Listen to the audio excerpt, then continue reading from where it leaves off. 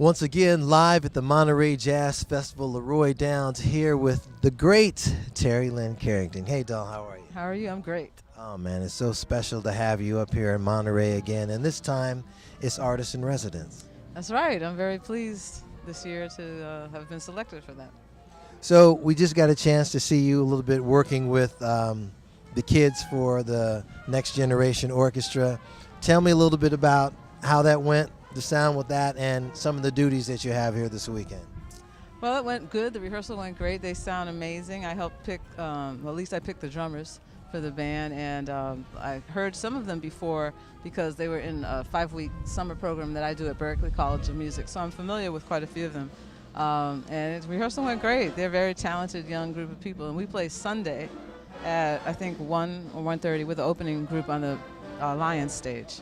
And then I'm also playing with my own band tomorrow night. I think that's around 8 o'clock. And that's the Mosaic Project featuring Valerie Simpson and Liz Wright. And then in the band is Tia Fuller and Ingrid Jensen and Helen Sung, Elena Pinderhughes. Oh, man. Yeah, so it's going to be fun. You know, you always pull a group of powerful musicians together, first of all, and when they're all women and they're all, you know, I don't know how it's been for you in the business, but I don't look at the music as a male-female thing. I look at it as a sound. As you say, jazz is a spirit, right? And that's what it really is, and it's always really powerful. Tell me a little bit about the Mosaic Project. I know you've had many different versions of that and won a Grammy for it. Yes. It was interesting because I didn't really set out to make an all-female record. What happened was one day I did a show with Esperanza and Jerry Allen and Tinika Postma in Europe, or actually in Israel. And I thought, wow, I didn't think about calling all women, and I just happened to do that. So I said, let's celebrate this. And I used that as the core of the first Mosaic Project album. And over the years, people have tried to get me to do all-female projects, and I always resisted that. But when Esperanza came on the scene, I felt like there was a bass player that I really connected with. And so I decided to do the record, and then it did well. The next record after that was a tribute to Duke Ellington and Max Roach and Charles Mingus with Money Jungle. And then I followed with the Mosaic Part 2 because the first Mosaic record, there were so many more people I wanted to call. So I thought I would do another one. And this one is called Mosaic Project Love and Soul because it has a little more R&B edge to it. Well, it may have the R&B edge to it, but you do feel the power from each of the players, and like you mentioned, Esperanza is incredible. Mm-hmm.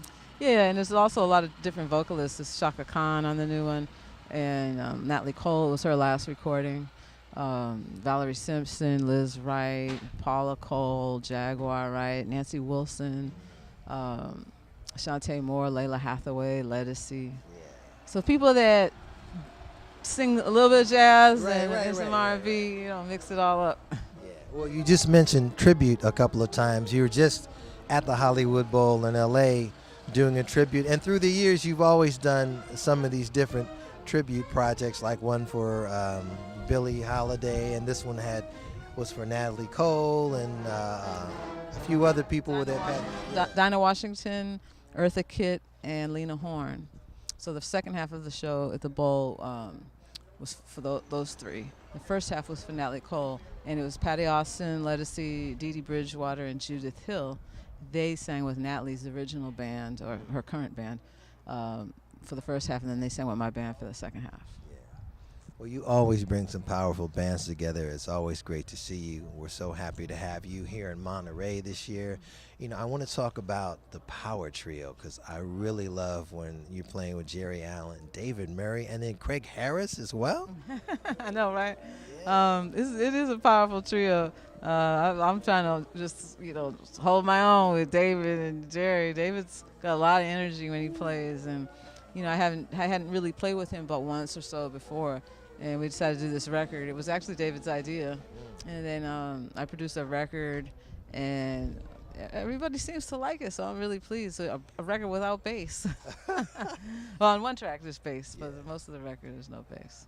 Well, you know, with jazz, people are always mentioning the word great. And when they mention this word great, a lot of times they think back to a certain period of time in jazz, which how do we get people to know that jazz continues and always is great? I mean, you seem to be always putting great projects out there. Well, the way I look at it is, the music has to evolve. So I'm not looking necessarily for the younger musicians to play like the older musicians, though I am looking for them to feel that I can hear that they have gone through that school and really understood bebop and the language that these masters created. But then they're doing their own thing with it. They're moving into like a direction that the music that they've listened to in their childhood or college days is influencing their jazz. Yeah. So it's all a pretty interesting hybrid to me now, and I think jazz is actually more exciting than it has been in a long time because people are stepping forth, not afraid to mix genres like they may have been afraid to in the 80s and the 90s. Well, you know it, and I know it, but the people who we really kind of need to convince is the world. I mean, if you look at jazz today, it's full of so many different cultures, and they're bringing entire countries with them when they play. Exactly. So it is a world music, Yeah. I mean, people bring their influences from, like you said, their own cultural influences. And some people listen to a lot of classical music, so they're now, not afraid to mix some of that in. Some people listen to a lot of R&B, so there's a lot of that being mixed in. I love the indie rock mixed in, people that are using guitars a little differently and making different chord structures that remind you of, indie rock and singer-songwriter style music mixed with jazz. It's really exciting because we've had Latin jazz for a while, Yes. but these other hybrids are really starting to come forth and evolve. So. We have to get people to cerebrally dance to jazz. They always dance to Latin jazz, but we need to get them to think and start moving around to what we do. Yeah, I think, I try to teach my students that it all has a dance. Even if there's no tempo, it has a dance. It has a motion, a natural rhythm that makes you feel the phrases, feel the breaths. And that's what we're dancing to sometimes. You know what I mean? Like the breath inside of the music. And I think it's interesting to, like you're saying, to dance a different way. It doesn't have to be just your tribal rhythms that make you dance. But tribal rhythms are great, Absolutely. Yeah, I think you have to understand the archetype of your instrument. So any drummer that can't play a repetitive rhythm over and over and be satisfied and happy and content doing that, I tell them they need to check out, look at why they play the instrument. Yeah. Well, composer, arranger, musician, and of course educator. What do you leave with your students that's specifically Terry Lynn Carrington? Ooh, you might have to ask them that. But one thing is experience. I've had so much experience because I started so young. So then there's not too many people in my age group that have played with Dizzy Gillespie and Oscar Peterson and people like that, Stan Getz. And then, moving forward, having, played on the TV shows, I've played with everybody from James Brown to Rick James to Whitney Houston to yeah, so I have a pretty wide cachet. I don't know. Well, what's interesting, with us is that, we're of a certain age, and you got a chance to play with all these masters and greats that came before us. And now there's a new generation, and they don't necessarily have that learn on the stage like it was with Art Blakey and all those cats back in the day. They're kind of jumping out there and doing their own thing, and their masters are you. Well, yeah, when I teach somebody that's 18, 19, 20, that's true. The people of our generation are like the people were for us when we were that age. Yeah. So we have a responsibility, to show them what we can, hope that they learn from our experiences. I try to, there's no real shortcuts, but I try to, make some of their path a little easier if they listen. As often I'll get an email a couple of years later, say, that thing you told me, it's all coming together now. Yeah, well, listen is what the world does when you play, man. And we certainly are happy to have you. You're a great drummer, a great friend, a great musician. Just, it's a beautiful thing. Thank you. I appreciate that. It's the truth. live from the Monterey Jazz Festival here at the Hyatt Hotel. There's so many great musicians that will be here all weekend long. We'll be coming to you live all weekend long. And look who I got sitting next to me, man, Mr. Alfredo Rodriguez. What's up, brother? What's up? Thank you. Thank you for having me all the time. Well, yeah, I will have you all the time. Anytime I can have you with me, man, I definitely want to do that, man. You have so many wonderful projects that you've been doing. I want to talk about, the latest project that you're working on now, some of the things that you're doing with Quincy, and we'll just let you start with that. Well, yeah, we got a record out in March, and I'm working out with the guys also to put a new record out next spring. And as you know, working with Quincy in as many projects as he has, and just as the first time, feel very honored to be sharing my musical experiences with someone who I admire so much, and with so many other musicians that I'm very fortunate to play with. Yeah. So how many years have you actually been here now? I came to the United States in 2009. I've been here, for almost 8 years now. Yeah, it feels really great. It has been a great journey for me. I've been learning a lot, not just from music, from a lot of different aspects of life, and I'm just very happy to be where I am at. Well, I want to actually hear about some of those aspects of life. I mean, there's a big difference between right when you were fresh here in 2009. I think we had a chance to have some conversation. But now that you've been here, you've got a few projects under your belt, still under the Q label with Big Quincy. Tell me what's happening here with you in Monterey. Well, we're playing basically the music from Tocororo, the last album. We have a very multicultural concert tonight. I've been playing with Henry from Puerto Rico on drums and Peter Slavo from Bulgaria on bass, and now we have a singer joining us from India. Her name is Ganavya Doraiswamy. So you can see it's a very multicultural project, and I guess I've been kind of following in a way the way that Quincy thinks about music and unity in general, and trying to bring that message also with my music. And that is why I like to collaborate with artists from so many different countries, which I think I can share with them where I'm coming from and learn from them where they're coming from, even though we have a mutual message. It's a great opportunity for me just to explore more about those possibilities. Well, we talk about jazz, and back in the day, maybe it wasn't so multicultural, but I think it's so important because every musician really represents their country. Now, when you put 4 different countries together in one band, automatically, whether you know it or not, man, that spans out to a whole massive universe of people that are all rooting for you, and they get a chance to learn something about these other places as well. So from everybody in your band, tell me again what country they're from and maybe some of the things that you've learned about playing with them through the music, through their sound from that country. Well, as I said, Ganavya Doraiswamy is a singer she's a singer from India.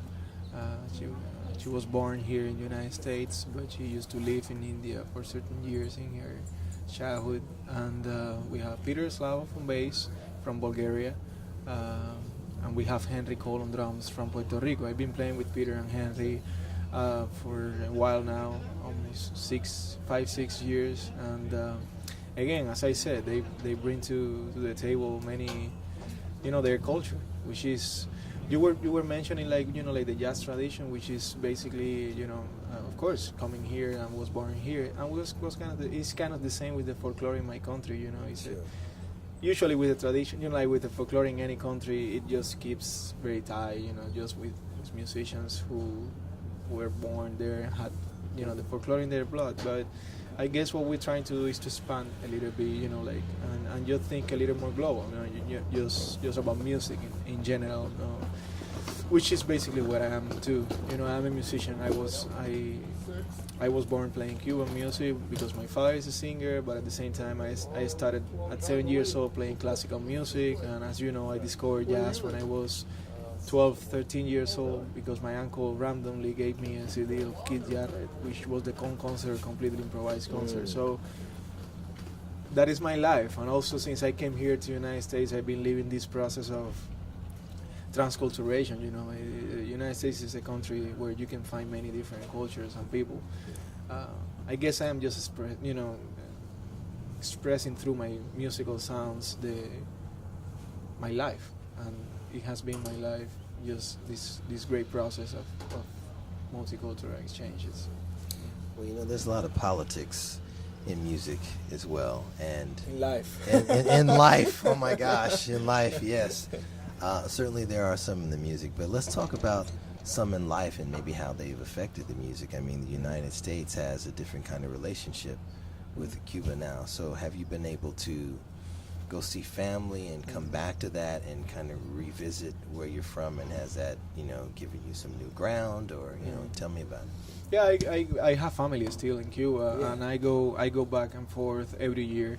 I visit them. Unfortunately, I haven't played there, and to be honest, I just think it's not just because the relationship between Cuba and the United States. I guess it's more about, Cuba sometimes is a country that they just give opportunity to certain people, and that is one of the things that I would like to change. I see a lot of Cuban musicians coming to the United States and sharing the new, the new generation, and sharing what they're doing in Cuba. But to be honest, I don't see many of Cuban musicians living outside of Cuba going back to Cuba. And I have to say that it's not just because they don't want to do it, because all of my friends, all the people that I speak with, they want to go back to Cuba, and they want to play in Cuba. But they make it somehow a little difficult for us to do it. Yeah. And I guess is what it is. But at the same time, I just want to raise my voice in that way, because I just want that to change. I guess we're just one, and we're just coming, all of us, from the same place. And I think we have to. The only way that we can make the world a little better is if we are together and not separate. So that is happening, and as well as many other things that that I feel that my country has to change in order for me to say that we're starting a new thing going on.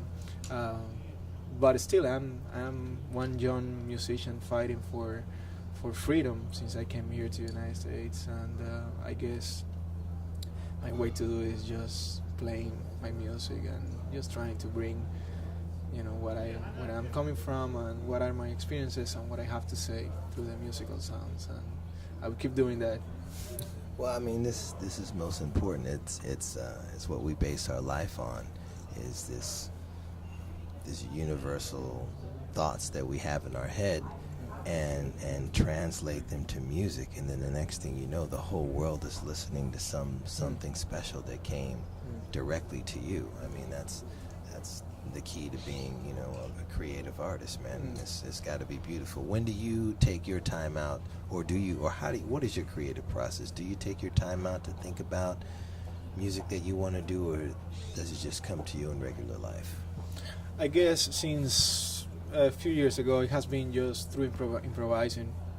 I guess since I discovered improvisation, I just been trying to explore more and more and more what I can do just sitting at the piano, and my compositions are coming through that process.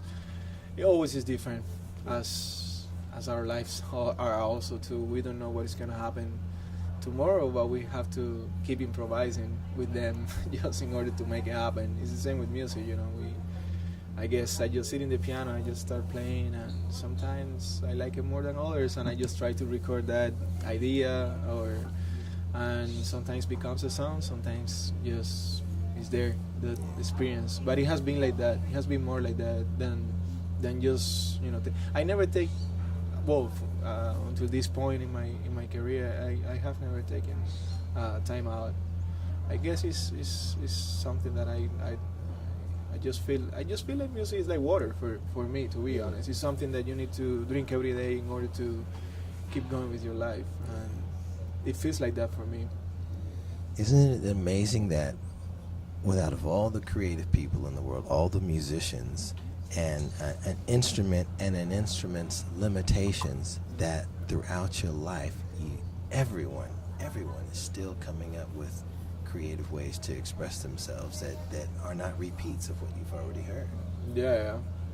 Well, we come to the world, we might feel similar to other people, but we all are different in a lot of ways. And, physically, the way that we talk, we all have a voice. Yeah, I hear that rhythm that's going on right now, man, with the way you talk. I love it. Like we all have different voices. We were born with a tone and something, right? So maybe we feel like, his voice is similar to that other voice that other guy has, but still, they are different because we are different human beings and we're different people. It's the same exactly with music, even though we all, have maybe something in common because our culture, our education, or many different things that can be happen. I guess we all have something special to say, and I guess we should, my opinion, we should focus in what is that little things that makes you special, and what is the thing that makes you passionate, and you cannot live without it, and just fight for that and just make it happen. I like the organicness of improvisation. I actually, I host a lot of things, hosting here at the Monterey Jazz Festival. But, one time I thought about this specific phrase. I'm like, oh man, that's cool. I'm going to use that. But then my second thought was, I don't want to put it on a shelf to use it later. That feels almost like cheating. So I forgot what the phrase was, and I said, whenever it comes back to me again, then that's when I can use it. So I thought to myself, yeah, it's coming. Now.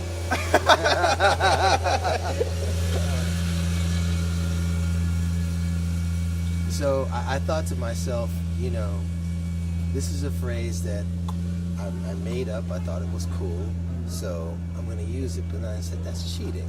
I'm like, let me just get rid of it. So I forgot what the phrase was, and I'm still waiting for it to come back. Sometimes happen with music too. Yeah. It's kind of the same. Yeah.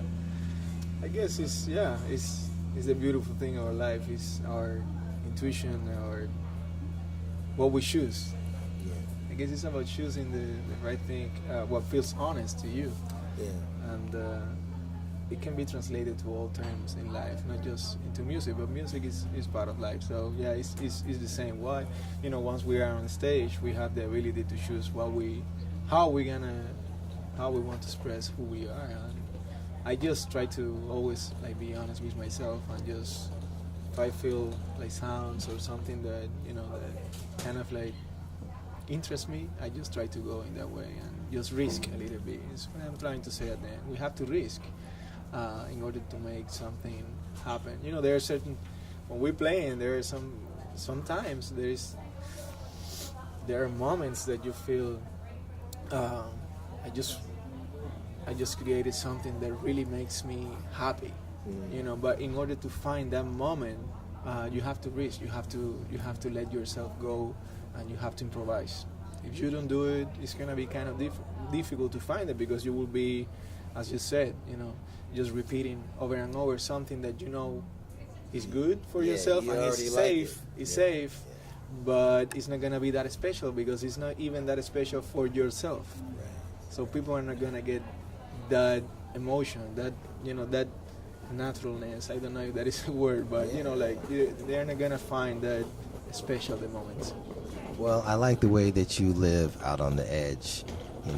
When you play the music, man, you're always, when you're playing, the next note is there, but you're always deciding whether to play that or whether to jump onto something else, man, and it really comes through in your sound. Thank you so much.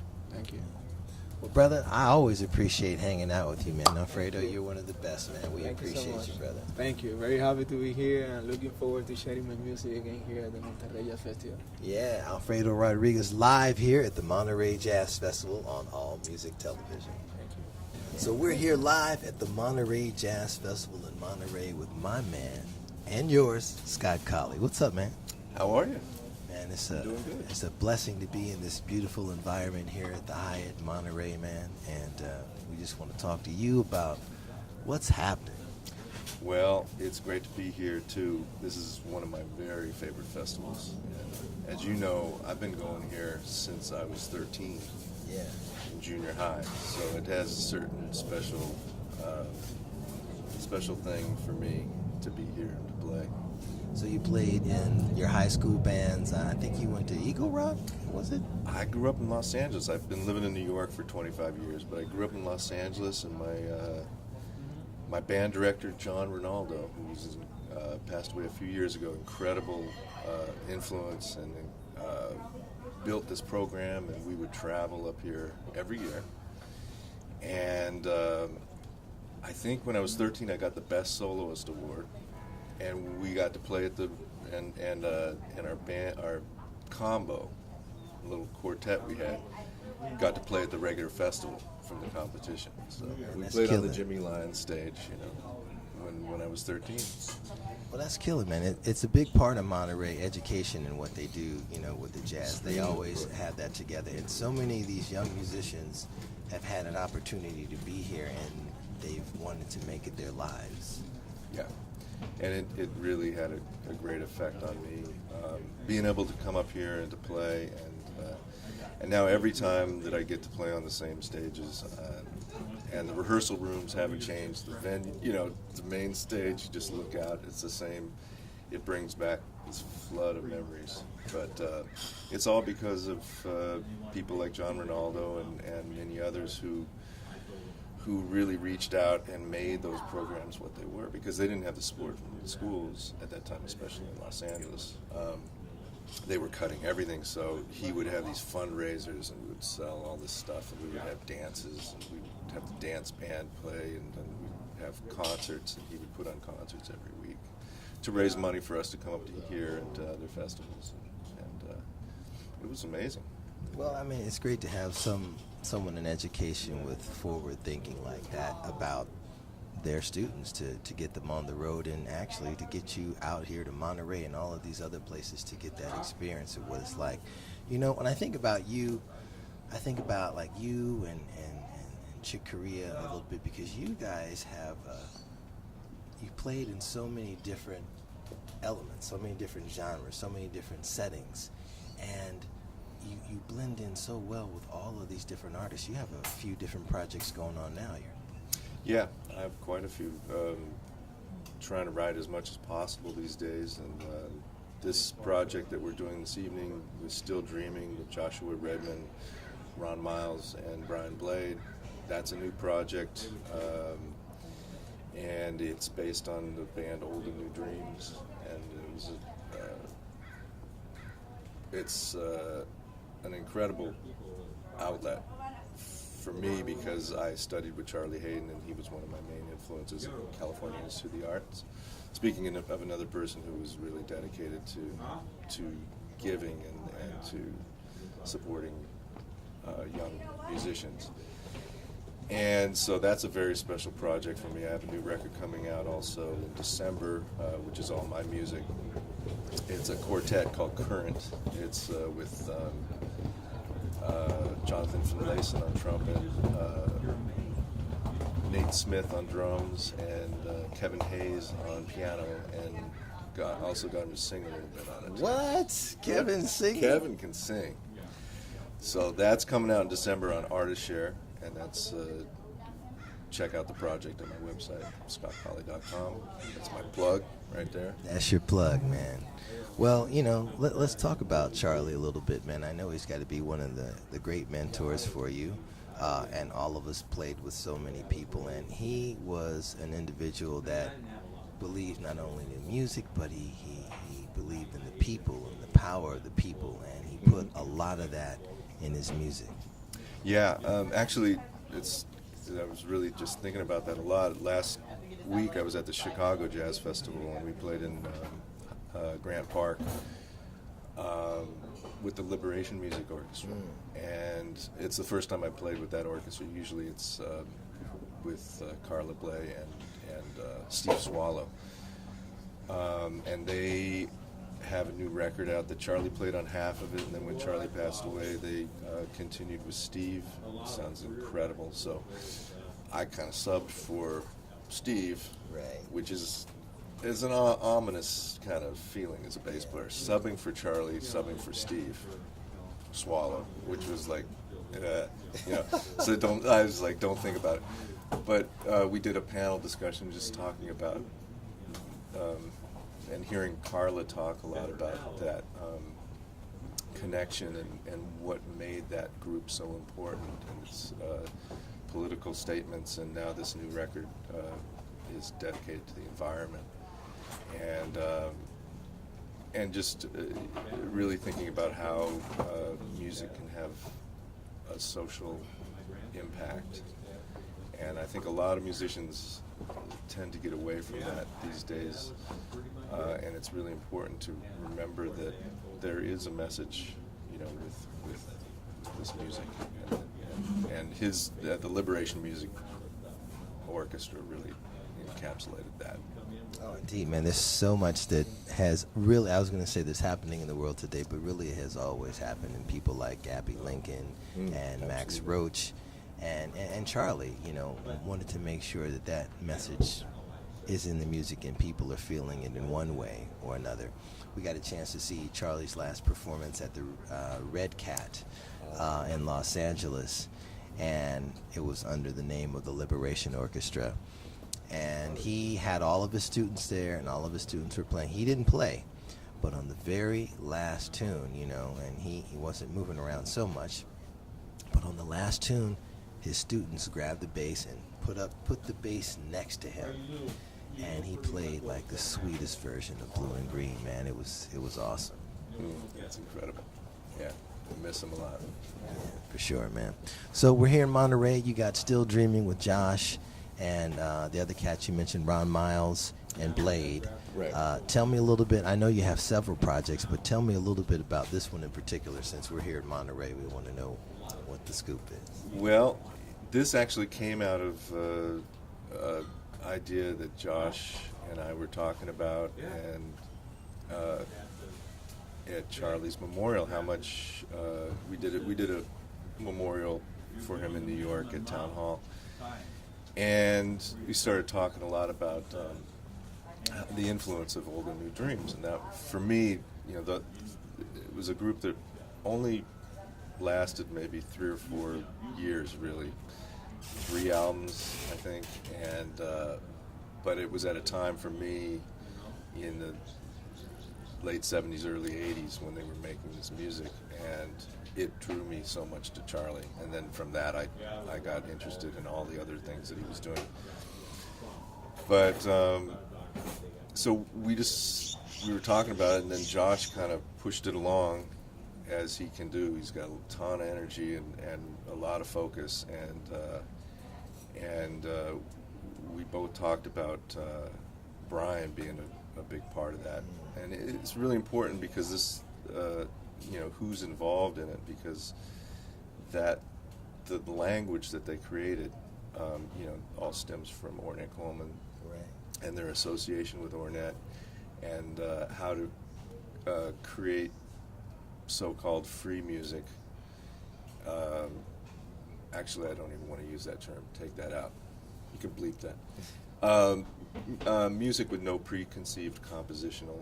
You know, there might be a melody, kind of directs you, and then everything else is harmony created out of the relationship of these different ideas.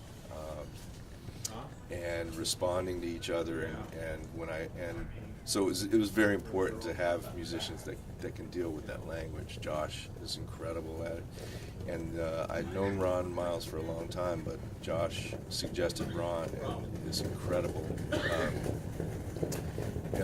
choice for that, because he's just he really understands that language, which is basically, you know, just always really about the center of it is really about listening and responding in a way so that you can always hear a melodic harmonic thread through all this openness. Yeah.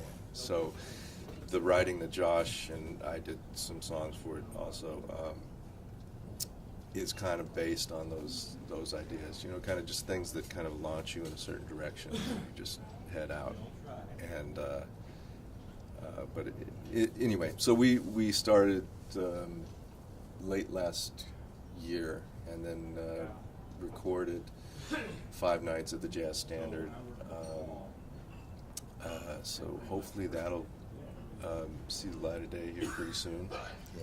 We still, you know, need to get in there and edit it and put it together and to get it out. But we decided also to record it live because it has that spirit of just you know, taking a lot of chances. It's not polished music in a certain way, Right. but it's a, to me, it's the best part of making music is that ability to respond and to connect with other people in the same way that we are having this conversation, and not knowing where it's going to go. It's the same thing that we do. We have certain themes, and we move off, and someone suggests something that's more interesting, you go in that direction. If you come up with something that seems like has some gravity, then the whole group. So it's great because the band moves fast in different directions, and it's really special for me. That's kind of like it is in the jazz world with just our careers and our lives, and in terms of the music. It's not a set path, you know. I mean, I don't know if there's really an end destination for us. There's just a journey, and that can take any road at any given time, just like when you're on stage, man, and that's kind of the beauty of it. Well, it has to mirror everything that exists in life. And you think you're on a path, and what's really important is maybe something that you're not really thinking about at the time. Something else is actually at work in your life, and the same thing in music. I mean, you make plans, you try and create a direction, you try and be disciplined, and you try and do all those things, and then you know, opportunities come up and you respond to them. And that's true within the music, it's true within the career aspect of your music, you know, but one thing in particular that's driven me now that I'm aging, rapidly aging, as Jim Hall would say, who's another great mentor that I miss. He'd say, even when I started playing with Jim when I was 20-something, and he said, he used to announce me as the rapidly aging Scott Colley. And I would be like, okay, thanks. But you know, as I get older, as I really realize that what's really important in music and life is to be with people who are really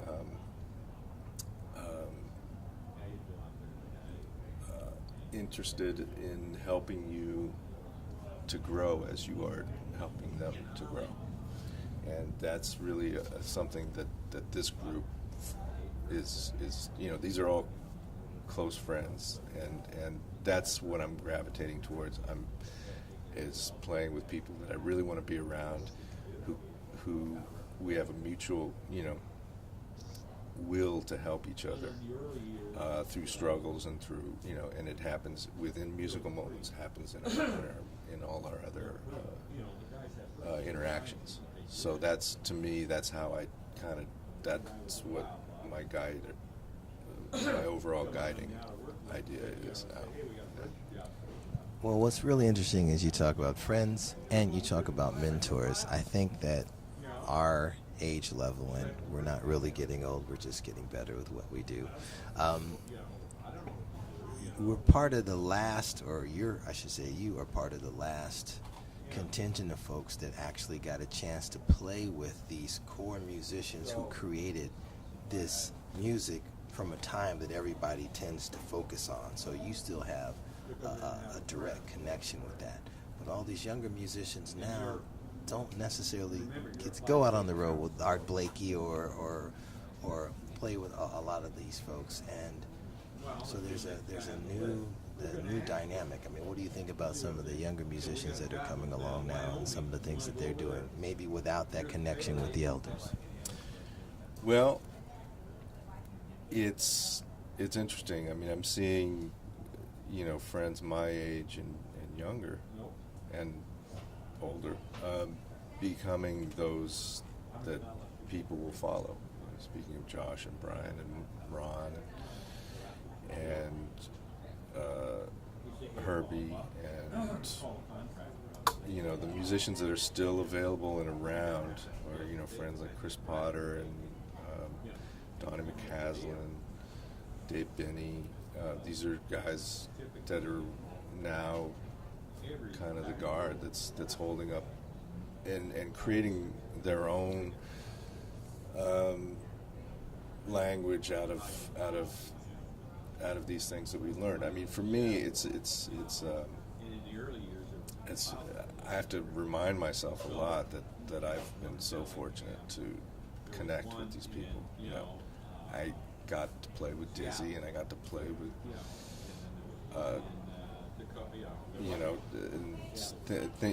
suddenly talking about this, I'm starting to think about Bobby Hutcherson and Toots Thielmans, two that we lost just recently, and that was very hard because I've played with both of them individually, but played with both of them together. Actually, we did some touring with the two of them,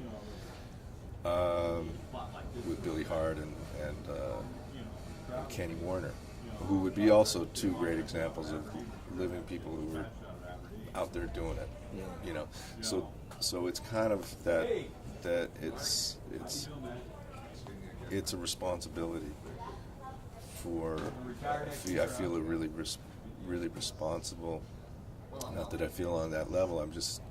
I feel responsible to pass that on, that knowledge and the things that I learned from all those great band leaders. Andrew Hill, Jim Hall.